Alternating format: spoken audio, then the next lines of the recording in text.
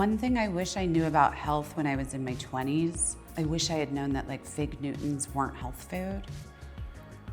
No shade to Fig Newtons, but I like literally thought it was the equivalent of eating an energy bar or something, like a protein bar. Like I had no idea. No, I didn't know anything about health when I was in my early 20s especially. And I didn't have a really good basis of like food and diet and my relationship to that. I was like heavily, because of my age too, I'm 43, I was heavily influenced by diet culture. And so I had a lot of really weird ideas about the things that you should or shouldn't eat and what are the healthiest things to eat and not eat. And I sort of like just wish culturally we had been different. But that's not, we can't go back in time.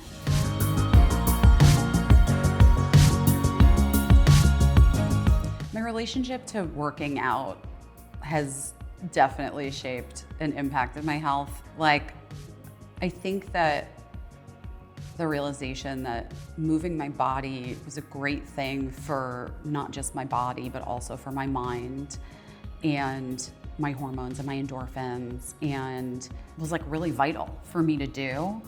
That took me way too long to figure out. I wish I had known a lot when I was a lot younger that you can move your body. It doesn't have to be, you don't have to go running for 5 miles. You know, like I often looked at working out in my 20s as punishment, like a thing I had to do. And now I look at it as such a joy. Like I'm so excited that I get to do this, but I also have found workouts and things that, first of all, are super fun for me to do, that I like to do, that don't hurt. You know, like I think that I spent a lot of time not listening to my body and listening to bad advice.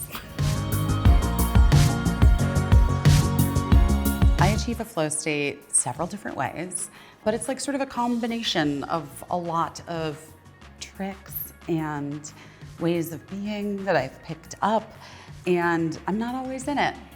But when I am, it has a lot to do with moving my body in a way that feels good to me, and some meditation, and some alone time, and soaking in water is very important to me, and feeling engaged with my kids is really important as well.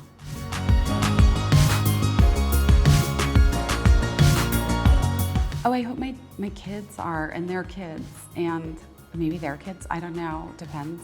Or maybe they won't want children because, as my child says, the world is ending in 60 years anyway. Sorry. And my friends, like I hope my friends are there. Michelle and I, one of my best friends and I, always talk about being old ladies at the farmer's market together. That's kind of my dream.